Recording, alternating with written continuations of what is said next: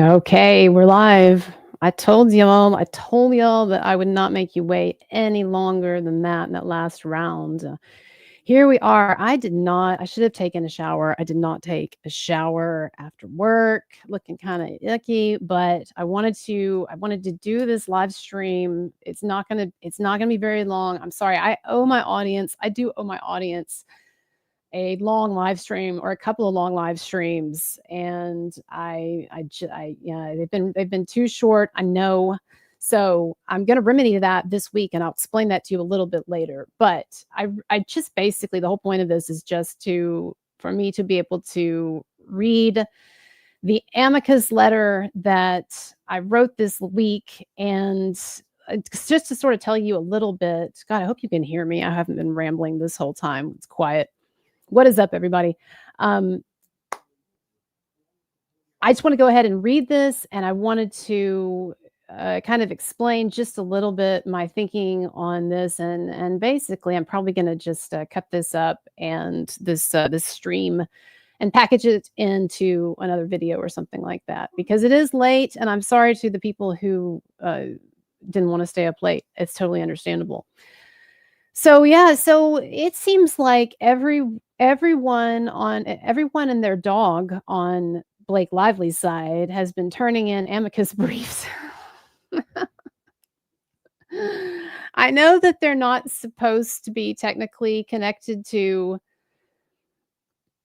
Blake Lively, right? That's the whole thing with the Amicus Curiae briefs, is that you're supposed to be a non-party and not connected to a party. But of course, it's come out that there are various connections between some of these groups and Blake Lively. And by the way, I don't think that's necessarily anything nefarious. I'm not so sure. I totally understand why people think that maybe it is as blatant as Blake Lively gets on the phone, or one of her people gets on the phone and calls their friend or their connection at one of these activist organizations and basically calls in a favor, kind of like the feeling that we got about the Time magazine honor that Blake Lively had called in a favor there with the Eiffel lady. It could be, and I understand why people have that angry conspiratorial feel about that and thinking about that.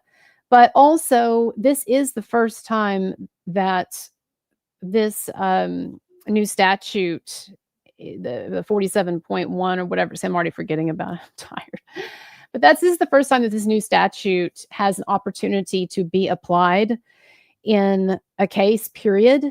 And so, and I don't want to, it's too late, and I want to retread all this for people. One thing that I want to do, let me put it this way, one thing that I want to do when the court actually hopefully posts my letter to the docket, because I think it's like, I'm gonna read it to you and everything, and show you the letter, but I think it's cool too when like it's up there right on the docket officially, and you can click on it and read it there and whatever. And when that happens, when that comes out, I actually want to, and I'm not tired and it's not the end of the night, I actually want to go through and really talk about more specifically about some of my reasoning with some of the things that I bring up, because what's going on with the laws and with this movement toward really just trying to shut down defamation cases as quickly as possible. I'm not accusing like every judge of that or whatever, but I'm just saying like in general, it is like it is problematic, I think. And so anyway, I talk about that with much more eloquence in the brief. But I think my point that I'm making is this could be construed as an important moment or a precedent-setting moment in this new legislation, this new statute in California that could be applied here if the judge chooses to, right?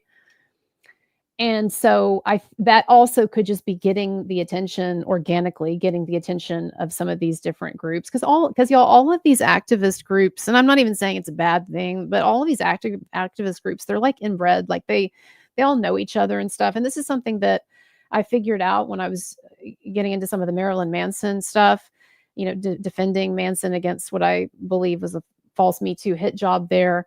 And this is something that I realized I started making some enemies. I don't want to sound like James Bond or something, right? But like nobody's following me. But I started making some that I know of.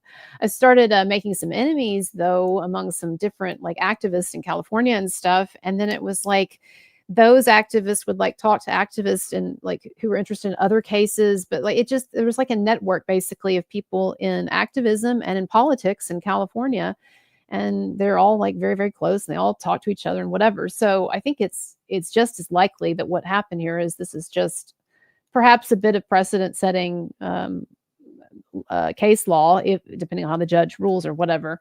And so they're, it's just attracting these different groups. But it could be that Blake Lively or her people or whatever got on the phone and opened a can of whip ass or whatever. Like it could be. I don't know. What's up, everybody? So we got 129 people on here. I know it is late, and I don't know. It's probably I'm probably gonna have to think of a way to put together a thumbnail and a title that's a little more interesting than Amicus Brief Watch Party. So let me say a few things, answer a few critiques that I've gotten, and then I'll read this thing to you, which by the way is probably going to bore the hell out of people. And I anticipate all of these, by the way. Well, I'll say this in a second. I was going to say I anticipate all of these amicus briefs bore the hell out of the judge. And so I tried to make mine much shorter and more succinct. But anyway, talk about that in a moment. But first of all, like, do I realize when I post something like Amicus Curiae Brief Watch Party, do I realize that that is in bad taste or that I'm making fun of things? Yeah, absolutely, because I think that this is what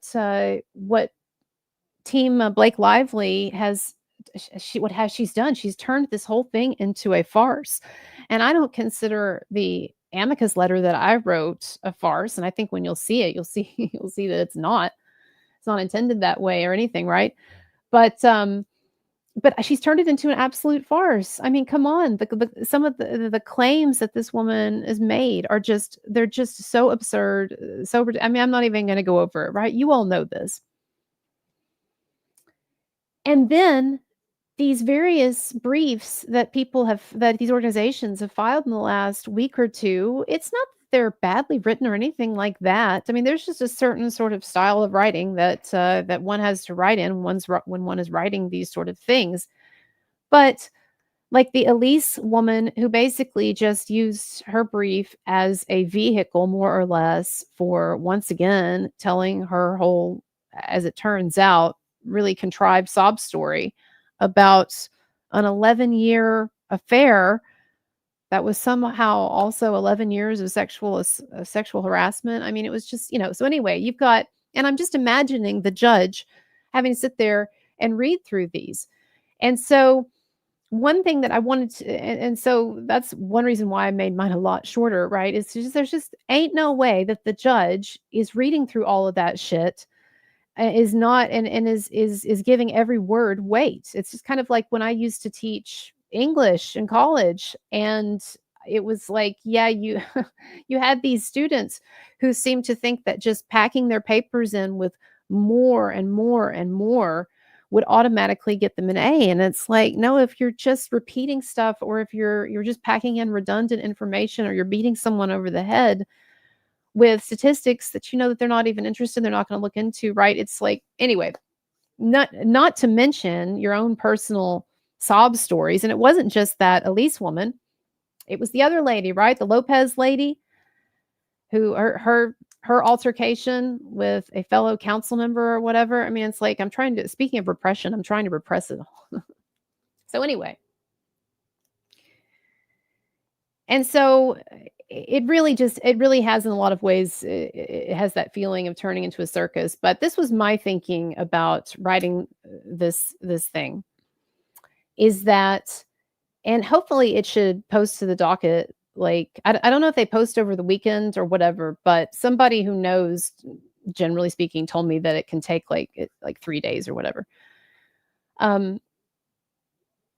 Anyway, here's my thinking. I don't at all think that what I've written is going to change the judge's mind on anything. And I don't at all hold myself up to be someone who has legal knowledge or is going to come up with some, oh my God, amazing, like so astute, groundbreaking legal interpretation that's just going to turn this thing. No, that's not it at all. And if you look at the other people's amicus briefs that have been filed, you see that they're not doing that either. Basically, what it comes down to, y'all, as much as I can figure out looking at these briefs that have been filed and how these things go. First of all, I understand it. It's people have told me that it's unusual to have these types of amicus briefs in this kind of a case.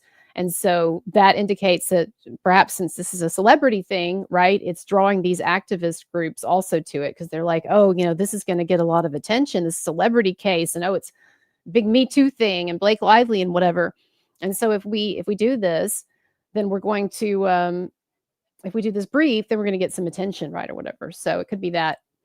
But anyway, what it comes down to is basically just these groups are trying, as I understand it, or as it appears to me, are basically trying to apply a little pressure to the court, not in a mean way or a threatening way, but basically saying like, hey, we're here. There are a lot of people, and this is something they keep coming back to that seems to be a common theme in these letters that have been filed so far, is this idea of there are a lot of women looking at this.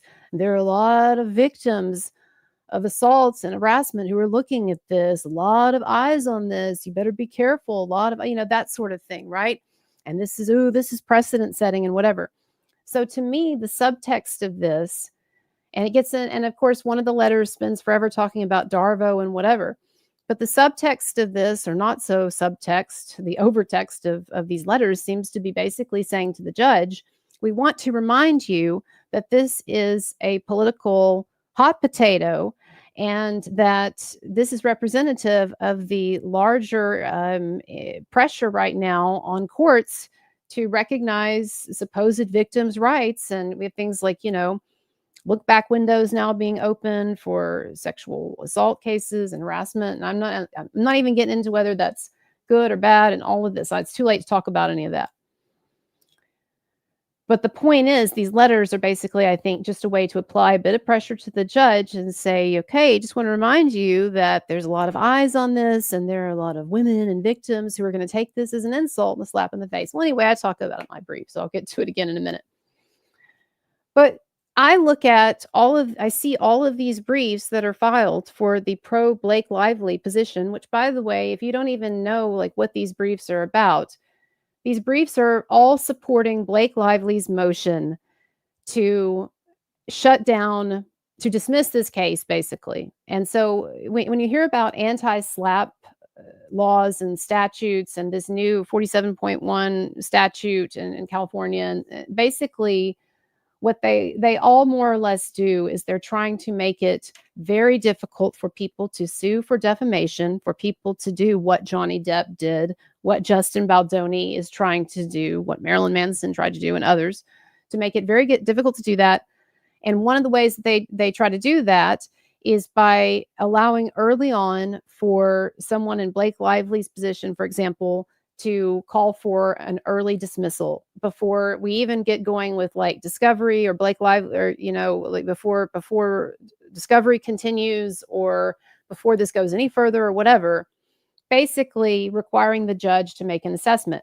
Now, you might say, well, that sounds fine then, the judge makes this assessment. But remember, this assessment is being made at a very preliminary point without the benefit of a lot of added discovery. Also, that puts a lot on the judge. There are situations where you might, I'm not talking about in this case Judge Lyman, but situations where you might have judges that make a bad call or whatever. And so you've basically deprived that person of their right to a jury trial, right, to an adjudication, or as Justin Baldoni's lawyers put it in their brief, someone's right to petition the court for redress. So anyway, again, I know it's late and whatever, and we're all tired, but I'm just saying that is the situation. And so I think that what these letters were all trying to do is remind the judge of this situation so that then the judge will rule on this and will dismiss Justin Baldoni's claims. Now, remember, he can't dismiss all of his claims because not all of them fall under this anti-defamation, anti-SLAPP, or the 47.1 statutes, right? And so, like, even like I talked about before with the Marilyn Manson situation, where under the California anti-SLAPP, the judge dismissed his defamation claims. There were other claims that were still allowed to go forward, but it just became too expensive, and he had already been uncanceled. And what was the point, right? But I'm just saying that that's the situation. So here's my rationale, okay, and then I'll get to it, is that I just could not, in the end, y'all, I just could not stand the idea that no one would write a letter supporting Justin Baldoni's position. And again, these letters are supposed to be from non-parties, and so you're technically not supposed to be writing. And I thank the two attorneys for talking about this on their show and pointing this out. These Amicus Curiae briefs are technically not supposed to be supporting one person or the other, but what they're supposed to be doing is educating the court on different helpful perspectives. Well, in this case, all of the amicus briefs that have occurred so far in this case have all happened to illuminate perspectives that are helpful to Miss Lively. Isn't it interesting how that happens? They just all naturally, they're just all friends of the court, and they're just trying to, be friendly and just keep the court informed, but they just all happen to lean one way. Isn't that crazy? So I just could not stand the idea that you would have all of these letters stacking up. I don't care if it is transparent what they're doing, or if the judge rolls his eyes at them, or the judge doesn't read them because they're too long, they're too damn long. The judge told y'all, by the way, in his instructions online, not to submit letters. The court does not like to get letters that are more than, 3 or 4 pages, and you all just submit these long ass things, dude. Gosh. Ain't no way he's reading that shit, all that shit. I can tell you that as a former English teacher. Ain't no way he's reading that shit. Anyways, also want to remind everybody, PayPal tips appreciated. Oh my God, you stayed up late. You were Mr. Big D. You know who I'm talking to. And no, it's not the D that you think. But you said you weren't going to stay up late, but you did. So thank you for that. And so, by the way, my PayPal link is in the description. I do ask for money, and that scandalizes people. So be it. I spent a long time on this. Now, that raises another point before I get into this. What took so fucking long? Well, when you read it, you're going to see it's not very long. And in fact, I had to spend a lot of time just cutting stuff. And that's often the hardest thing with good writing, is to cut things. Chris, that was very amicable for you to write that amicus. Oh, thank you. Yes, you can make a comment. If you leave a donation, you can also make a comment on PayPal. And I do see the super chat. Get it 1 second. I do have a flight, by the way, in like 3 hours or something. Yeah, it is a 5:12 flight. It's a whole other story. I think I might do a little like live stream actually from the airport if y'all are still up, or you get up later or whatever. But anyway, it's yeah, so I will be doing something from elsewhere, but I will explain it later. But anyways, people get so like scandalized about stuff. Oh, I'm promoting myself too much. Oh, Justin doesn't need this. Oh, I'm gonna screw things up for Justin Baldoni. And it's not that I don't. I think some of you think that I'm a lot more reckless than I am. It's not that I don't give thought to or heed to these cautions. Although when I consulted attorney friends behind the scenes, and then also when I watched, like I talked about the 2 lawyers and some others, when I watched programs, it didn't seem like anybody was saying that there was a great danger in me doing this. But I kind of cooled to the idea for a day or two and really didn't do any work on it because what happened was I had written like a really fast draft, and I was like, I'm just going to go with this. And then I realized, no, this is not enough of an effort. Like if I'm going to give something to a judge, put it before a judge, like it needs to be obvious that I tried to put a good effort into it, and I'm meeting, the standards and whatever. It needed to be redone, and stuff needed to be added and taken away and whatever. Right. And so then I started doing it, but then I was like, I don't know. Maybe this is just a waste or whatever, blah blah blah. But what happened was more and more organizations kept filing those damned amicus briefs, and it just got to the point, honestly, all where I thought it's just going to bug me if we get to the end of this thing and no one has filed a single brief for Baldoni or a position friendly to Baldoni. And so I don't know. Maybe it is stupid to have wasted this time, researching and thinking about and writing and putting this thing together. And no, it doesn't contain any amazingly insightful legal ideas. In fact, you're going to find that most of it is just me talking about what I personally think are the most important things for the court to consider and the biggest problems that I have with the other amicus briefs. And so one of the things that I tried to do in this is make it very clear to the court that I'm responding to the fact that others have filed amicus briefs, that no, it's not just me out here, some lone crazy Justin Baldoni supporter. That's not it at all. But rather, it's what I've just said, that I want to respond to some of the things that the other amici, so to speak, amici, don't even know how to pronounce it, have put out there. So anyway, that's that. And so yeah, I don't know. I always feel like in life you end up regretting the things that you did not do more than the things that you do. And there have been some times definitely over the past 4 or 5 years that I've been doing this stuff where I have done something and it was a little too brazen or I was a little too excited about things or whatever. And I look back and I'm like, that made things more complicated. That wasn't a good idea. It was a little too self-promotional, whatever. But most of the time when I look back, I'm like, no, you know what? That got some attention on something that needed attention, or that applied a little pressure where pressure was needed. Or maybe in this case, it's just one person putting some perspectives out there that might make the judge feel like, oh, you know what? There are some people that have some feelings about this the other way, or whatever. I mean, that stuff does actually sometimes matter in someone's estimation. So, anyway, I guess that's enough fanfare on that. Let's just get to it. So I do have to I'm going to read the super chats. I do have to admit to you to one thing though. I do feel like the citations that I did were not so great. They were a little rushed. I'm not saying people didn't get cited that needed to get cited. We don't have a what's her name Harvard president situation going on. Claudine Gay. There's no danger of a Claudine Gay part deux going on here. But I did think that some of my citations were kind of shitty and I was embarrassed about them. So I have removed them. I mean, they're going to be in the brief. I turned in the brief. I can't go back in like and hack the judge or whatever. It's a joke. I can't go in and hack the judge and like put the correct or the polished citations in. So it's going to be what it's going to be. But I just don't feel like you seeing them tonight. I'm not even joking. So I took the text and I've put the text into a different document and I'm going to read it and show it to you. But I took the citations away. I'm sorry. You'll get to read them eventually anyway.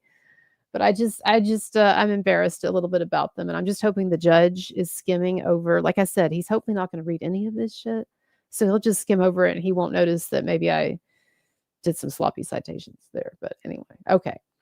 So yeah, let's do the super chats and then we're gonna read through this thing. It'll put you to sleep. It's gonna be like an ASMR video. In fact, I probably should do. What's up, Vanessa? I probably should do an ASMR version of this too. That would be kind of funny, actually. Maybe that'll be my next version when it's actually posted. I'll do ASMR. Dan says you're right. I'm bored and drowsy. Probably going back to sleep. Well, thank you for joining though, and for being such a great supporter as always. You can just watch the next video, the short one, where I go over it. Oh my gosh. Okay, we got another here. Damn, it's still Dan. I didn't stay up. I just happened to wake up and looked at YouTube. Well, it must have been like a psychic thing then. It's calling you. It was calling you. Vivian Lamb says, Colonel Kurtz, I appreciate your warriorship. Thank you for your novel ideas to be a lone protester at another simple favor. And writing an amicus brief, brilliant. Well, we will see what you think when you read it, but I do appreciate you. And Edward Carrington, or Corrigan, sorry, Edward Corrigan, super sticker, much appreciated. All right, yeah. So I'm not gonna lie, I I did transfer this into, I did transfer the text into a different document with no citations because I was embarrassed, but it is what it is. You'll see them when they come out. Like, it's I don't know, I'm probably just being like an egotistical former English professor right now to be embarrassed of them. But anyway, okay, let me get this document on the screen though. I think what we will do just first, really quick, is to show you someone else's, and this is just this is just so you will get um, a sense of what they look like. I think I'm gonna get Elise Dorsey's. So Elise was the one again who had an 11-year affair with her professor, which this is grad school, by the way, law school. So we're not talking about it is qualitatively different if we're talking about undergrad, right? But we're talking about a grown woman, law student, had an affair, 11-year affair with her law professor, and then like what happened? He ended up dumping her or something, or she realized it wasn't going anywhere. Or no, she found out he was dating someone else. That was it. Yeah, she found out that he wasn't being monogamous. And then, of course, it dawns on her then that this was wrong, and et cetera, et cetera. So, okay, here we go.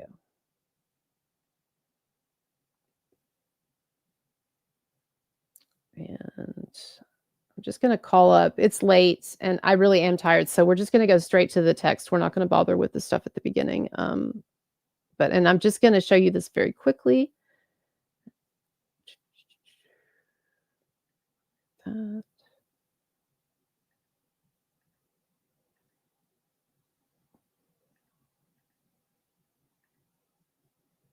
Sorry.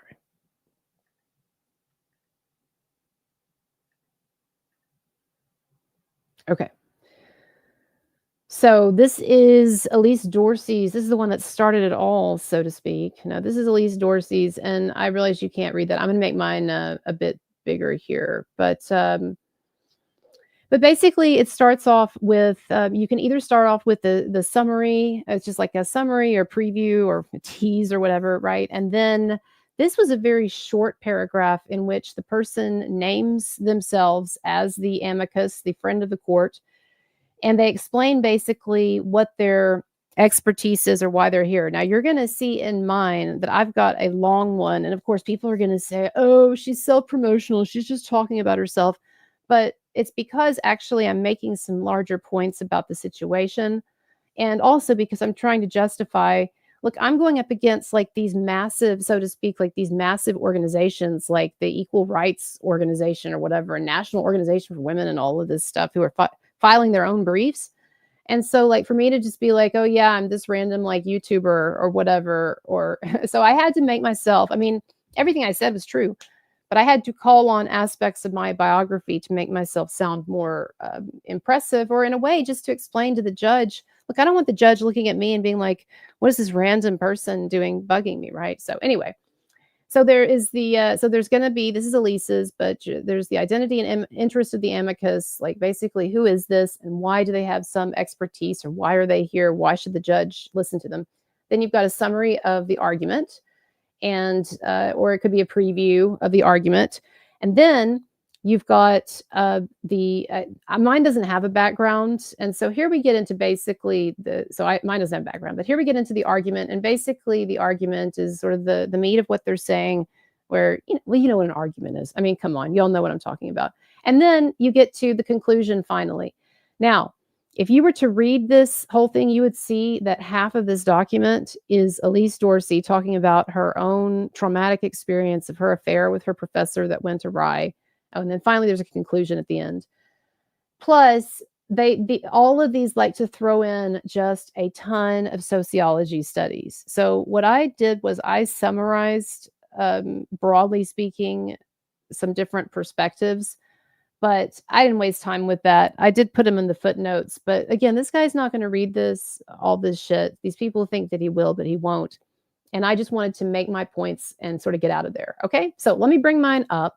Again, the whole point here was to make it seem to the judge what I think is true, which is that I legitimately had some things to say, and that stop. I get that away. Sorry. That I legitimately had some things to say, And so, why does that keep coming up?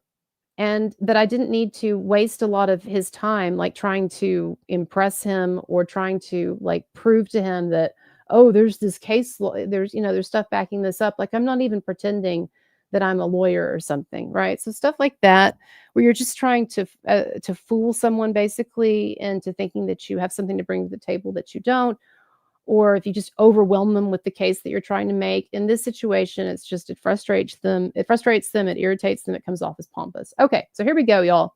Again, the language, it's different than what I use when I'm doing my podcast, but there's a reason for that. Again, we're trying to strike a balance between being sounding smart and, professional and official, and then also like just being like, completely obtuse. So I'm going to read this to you. I don't know how well you can see this. Let me minimize myself. Again, I took the footnotes out because I'm a little bit embarrassed. You'll have to read them at some point, I guess. I mean, the next day or two, but I don't know. I'm probably just tired and being silly. Okay, here we go. So y'all, I'm just going to read this thing to you. I'm going to try to read fast. It is what it is. Again, not pretending this is like the greatest thing in the world, but here we go. Okay.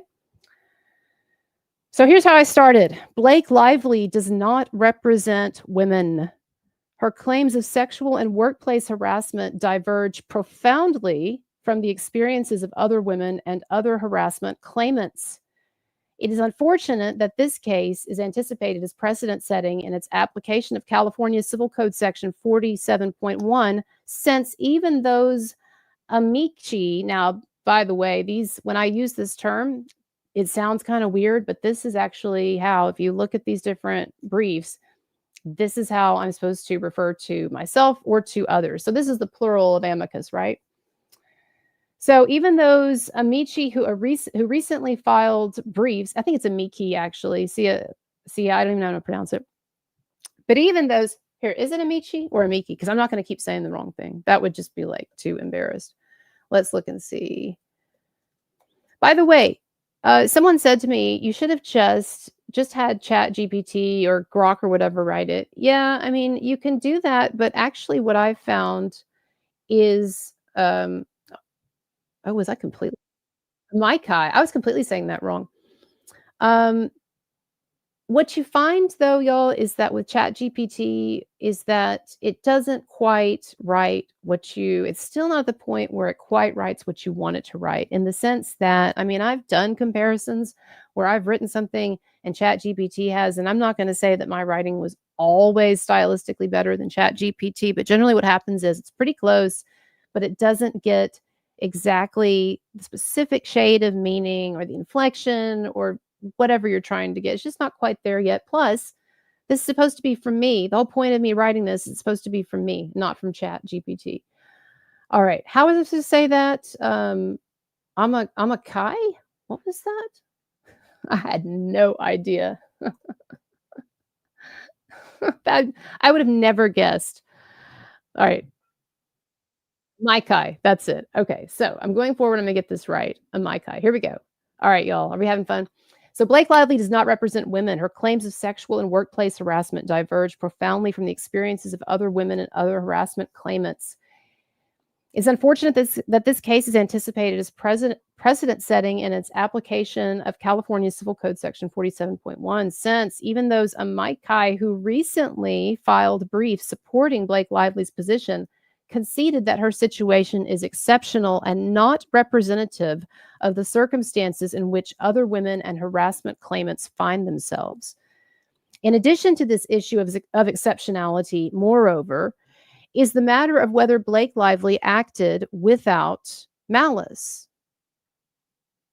required for dismissal by the 47.1 California and anti-SLAPP statutes, and whether she had a reasonable basis for her claims required under Rule 12b-6 of Federal Rules of Civil Procedure against Wayfarer Baldoni.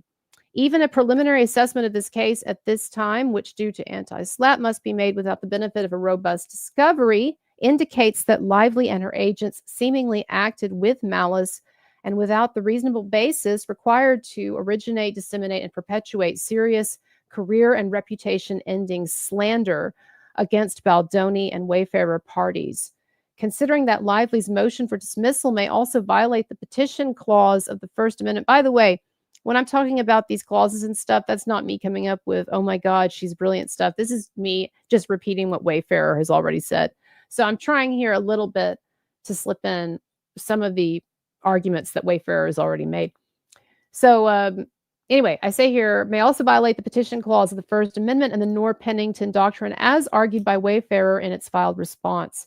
It is imperative that the court tread carefully and give full consideration to Wayfarer's claims and the problematic and frankly unprecedented manner in which Blake Lively and her agents have conducted themselves throughout this entire saga.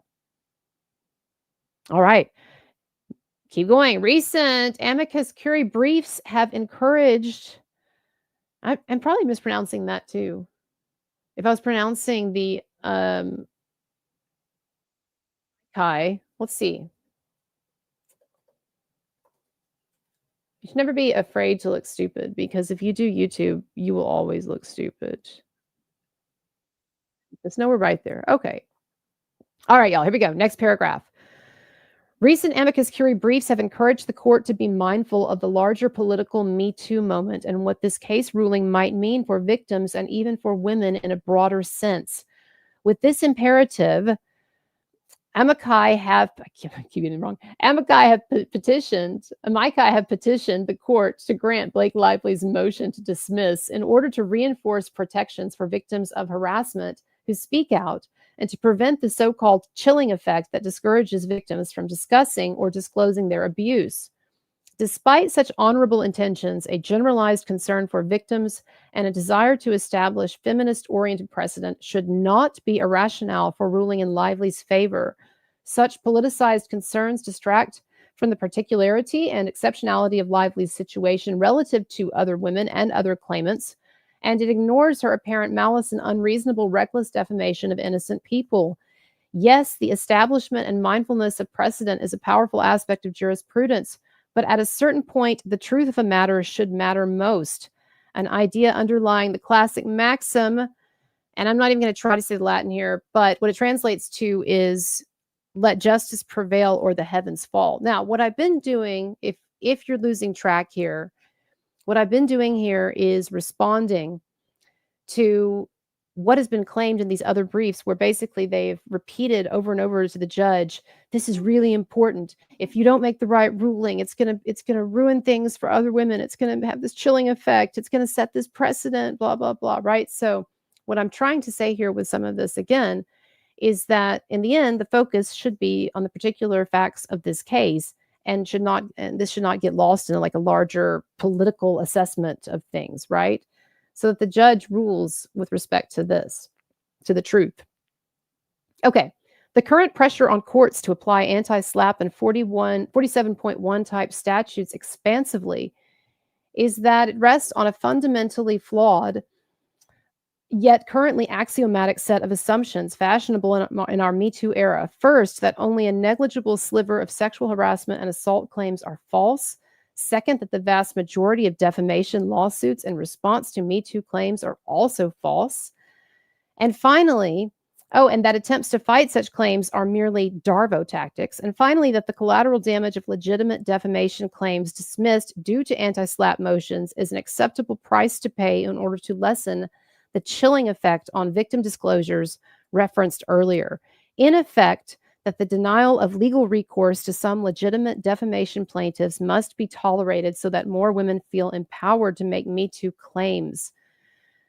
This Amicus Curiae brief addresses the above assumptions and seeks to inform the court on a wider range of perspectives that prior amici have ignored. All right, now this part, I'm going to skim through this because I feel awkward telling you my whole bio here.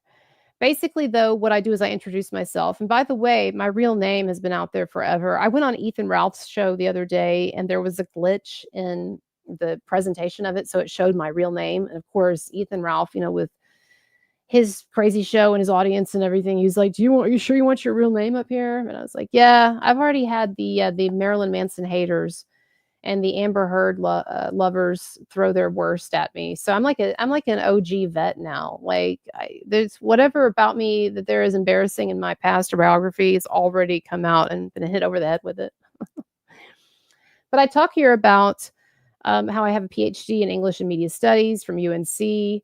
I've taught undergraduate courses in rhetoric, communication, film. And I talk about how at top 20 PhD programs in English, like the one that I was at, that you're expected to become conversant as a grad student in modern theories of gender, feminism, psychosexual theory, and yes, even social justice stuff, which I did not often at times very much disagreed with, right? But I mean, y'all know it's an English department, right? So yeah, we learn about all this stuff. And I talk about here that I early on, we're talking decades ago, was learning and reading feminist theory, and you were seeing these things, these ideas, coercive control, Darvo, the necessity of affirmative consent. I mean, all of this stuff you see, like you can see it coming down the pike long time ago, right? And so I talk about this. I talk about how I've taught courses in gender and culture at TCU and so forth. So what I'm trying to tell this judge here is that actually I have this whole other past life before I started doing the social media stuff, where guess what? I actually read a lot about these things, have read a lot more about these things than Ms. Lively has, or frankly, than a number of people who criticize me online. But anyway, but I thought this was kind of an interesting part here. I write, however, Dr. Lacefield, and by the way, I keep referring to myself that way because of the way that these briefs should be written. You're not supposed to say I. From what I can see, you're not supposed to say I. You're supposed to speak of yourself in the third person, either as amicus, or if you're plural, amici, or with your name. So, however, Dr. Lacefield is not writing to this court merely because she believes she has expertise in certain relevant theories. In fact, she would never have thought to try to intervene in a legal proceeding except for the fact that multiple amici supporting Blake Lively's motion to dismiss repeatedly asserted in their briefs that the safety and destinies of women everywhere were at stake with the precedent-setting ruling this court would make on Blake Lively's motion.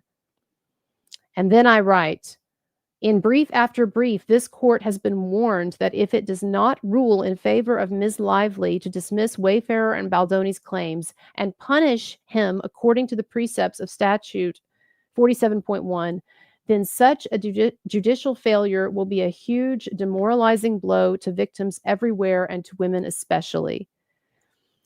And then I wrote that the amicus is writing this letter because this court needs to know that there is a silent majority of women who feel that Blake Lively in no way represents them or their lives' hardships, and who feel that her experience on It Ends With Us is certainly not representative of any workplace harassment or discrimination with which they may have struggled.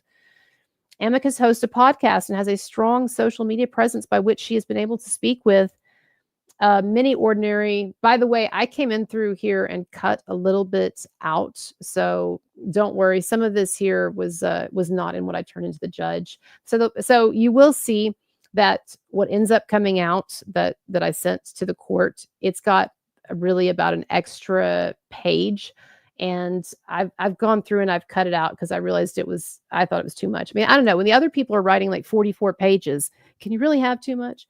But anyway, so some of this I've taken out some words here and there. But what you'll see that comes out, it's going to be a little bit that I've turned in. It's going to be a little bit longer.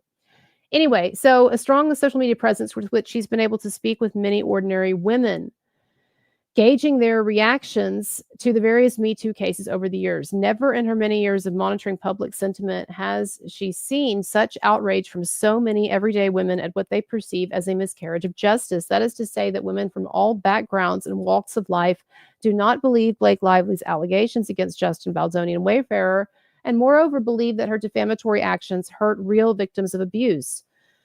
So I talk about that. And I said, amicus is here today before the court because a true friend of the court is one who informs the court that the Me Too agenda blocking so many defamation claims in the justice system is far more problematic and flawed than the political activist groups who have come before the court so far have acknowledged. Amicus is aware that she lacks the clout of a national activist organization with deep pockets and fancy connections. And in fact, This is the first and only legal brief she plans to file in her life, God willing, but it was important to let the court know that there is a giant counter perspective that, and I cut out some words here, that has not been expressed in any of the other letters to date. And yes, there's also a PR dimension to all of this that one must accept on some level. It is not fair to Justin Baldoni for so many fancy organizations to more or less advocate for a well-connected, powerful celebrity like Blake Lively, while no one seeks to eliminate any perspectives favorable to the plaintiff. Okay. I also hear, I'm not going to repeat this, but or read this, but this is where I attest that I don't have any connections to the parties and not being paid by the parties, et cetera, et cetera. And then I did put in a little hit there to the other amicus briefs. I said, and unlike certain others who have written letters to this court without disclosing their professional connections to Blake Lively, Dr. Lacefield has no prior professional relationships with anyone in this dispute. All right. Now, you may think then that the argument is going to be really, really long, but honestly, like I said, I was not wanting to try the judge's patience. So, it's getting late. I got to go soon. So I'm gonna wrap this up, paraphrase this, and then you can read it yourself if you want to. But there were two overarching points that I made then in the argument section. One is that Blake Lively is not representative of victims generally, and therefore should not be the case that sets precedent more widely. And she demonstrated malice and reckless disregard for the truth. And so I said the prior briefs that sided with Blake Lively on the motion to dismiss still acknowledge that she is profoundly different from the average woman. The point, or the average harassment claimant, the point being made that Lively has more financial resources and clout at her disposal than a typical vulnerable claimant. But this point has much wider implications. At no time in this entire saga with Wayfarer and Justin Baldoni was Blake Lively ever actually in the less powerful position. In fact, Wayfarer and Baldoni have clearly made a compelling case that it was Baldoni and Heath and various other crew members and producers on the film who felt intimidated, harassed, and yes, coerced by Blake Lively and her agents. Blake Lively forced her way into roles, duties that were not hers, and attempted to threaten certain parties into providing her with an undeserved producer's credit. Eventually, this harassment turned into blatant defamation as Lively colluded with the New York Times and her other agents to try to effectively cancel Justin Baldoni, Jamie Heath, and Wayfarer Studios, among others, for a supposed harassment campaign that never happened. No part of this scenario bears any resemblance to your typical woman's experience. The assertion that there is a resemblance is not only absurd, but insulting to your average woman and to your average harassment claimant. Now, that was one overarching point. Then the other point that I made is that false claims are likely not nearly as rare as the activists have argued. Again, I'm responding to what the other briefs have argued. No evidence exists indicating that, I took something out there too, didn't I? No evidence exists indicating that defamation lawsuits are generally false, and the falsely accused still need legal recourse when falsely accused. I took something out there. And the falsely accused still need legal recourse. Yeah. All right. So, and I do think there's like a paragraph that's going to be that I had added in the official version that I took out here. But again, okay. So I think this part is kind of interesting. We're getting to the end, but I'm gonna go through this. So it says classical feminism was once about granting women opportunities for self-actualization that men enjoyed. Going back to the writings of Mary Wollstonecraft, one sees a desire expressed for more freedom to explore the world and to be regarded as a powerful equal to men, not as fragile, innocent infants unable to handle the often complicated world. Fast forward into the era of 1960s and 70s Friedan and Steinem feminism, and one finds the same desire to expand the world for women as more women sought economic power, professional expression, sexual experimentation. But all of these freedoms entail responsibility and contain gray areas of sometimes murky or even uncomfortable scenarios and choices. Men had always understood this. In the early 90s, with the Anita Hill hearings and a new wave of postmodern thought, feminism began to focus more and more on victimization. Feminist writers like Katie Roiphe warned that a new victim-obsessed feminism was growing out of control on college campuses, relabeling once gray areas of consent and sexuality as assault and rape and harassment. The idea of women as wide-eyed, slow to figure things out, incapable of dealing with big, bad, predatory men, in need of the most delicate considerations in the workplace, this became the new feminist ideology. This singular and some might say pathological focus on victimization has only expanded with Me Too. Many have remarked on the good that Me Too has done, but it is undeniable statistically that claims against men have exploded. While many activists bemoan this increase, bemoan this. Oh, that's another one that I'd taken something out and changed the word. Okay. Don't worry, I did a thorough check before the official one went on, so I'm not there were no issues in that, except for some of the citations. But anyway, okay. This singular and some might say pathological focus on victimization has only expanded with Me Too. Many have remarked on the good that Me Too has done, but it is undeniable statistically that claims against men have exploded. While many activists bemoan the increase in defamation suits against claimants, it is important to remember that no evidence exists indicating that most defamation suits are false. Activists bemoan the chilling effect that defamation suits might have on victims of sexual harassment and assault. But is it not just as likely that defamation suits serve as natural filters to sort out the bad claims from the not so bad claims or the good claims? In other words, is it not reasonable to assume that the type of man accused of harassment who is most likely to file a defamation claim would, in fact, be one who is innocent and for that reason willing to take drastic steps to remedy the injustice? There is some research and anecdotal information to back up this hypothesis. See cited studies and notes. Again, I took the notes out, but there's cited studies. The current political activist climate and the push toward punishing defamation plaintiffs certainly puts the court in a Kobayashi Maru scenario. You'll have to look it up if you don't know.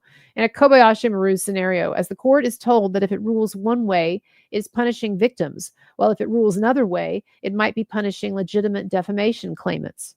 In the end, such a conundrum is answered by the old maxim of jurisprudence that it is better that 10 guilty men go free than one innocent suffer.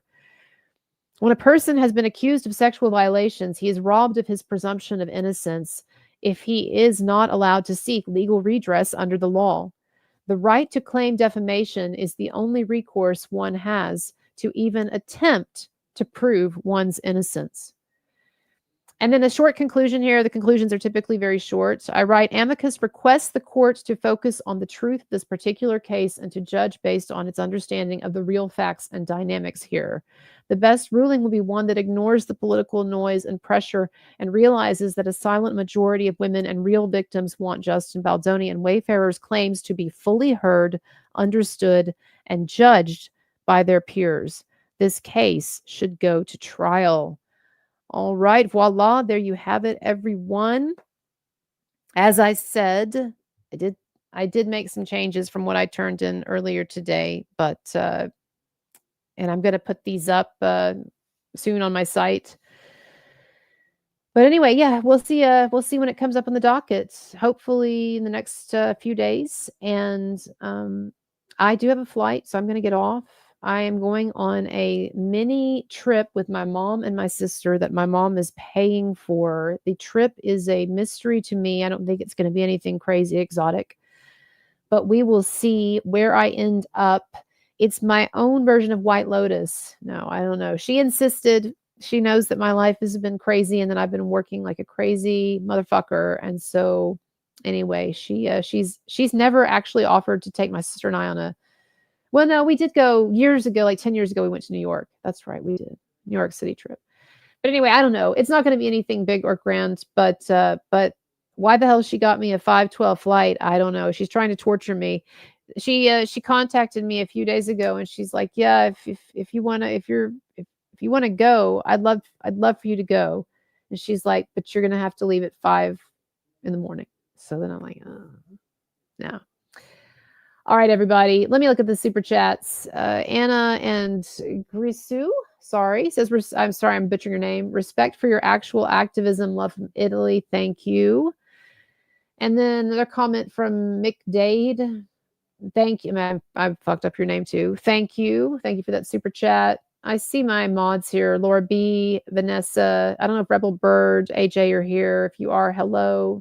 Dan, thank you again. I'm going to check PayPal.